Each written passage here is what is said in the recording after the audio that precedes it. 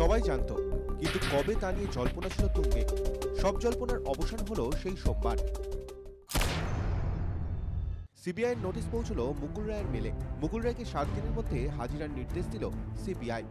কলকাতায় ফিরে সিবিআই দপ্তরে দেখা করবেন বলেও মুকুল রায় জানালেন দিল্লিতে। কলকাতায় ফিরলেন মুকুল রায়। তৃণমূল ভবন করে নবান্নেও বৈঠক করলেন।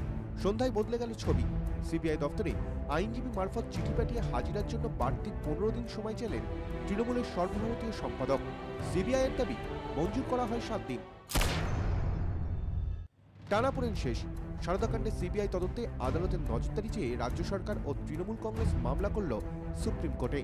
কপিল সিব্বলকে রাজি করানো নিয়ে শুরু রাজনৈতিক টানাপোড়েন। বিচারপতি নাগাপ্পানের অসুস্থতার কারণে 22 জানুয়ারি মামলার শুনানি স্থগিত হয়ে যায়।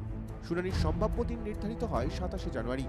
মুকুল রায় সাংবাদিকদের জানান, মাঝে নেতাজির জন্মজয়ন্তী, সরস্বতী পুজো রয়েছে।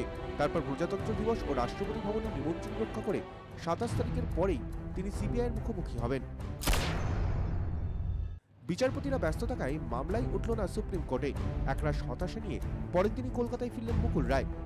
30 তারিখ সকালবেলায় আমি ইনভেস্টিগেটিং এজেন্সির সাথে দেখা করব এবং তাদের সাথে তাদের ইনভেস্টিগেশনে পূর্ণ সহযোগিতা করব। মন্তব্য নতুন নয়, তবে শুক্রবারই যে যাচ্ছেন তা এতদিনে ফাইনালি জানিয়ে দিলেন। বৃহস্পতিবার দুপুরের পর থেকেই নিজাম প্যালেসে মুকুলের ঠিকানায় তার অনুগামীদের ব্যাপক ভিড়। কিন্তু কি করবে সিবিআই? শুধুই প্রশ্নোত্তর, নাকি প্রথম দিনেই গ্রেফতার? শুধু তৃণমূল শিবিরই নয়, এই প্রশ্ন রাজ্য ছড়িয়ে পাক খাচ্ছে রাজধানীতেও। ব্যুরো রিপোর্ট, 24 ঘন্টা।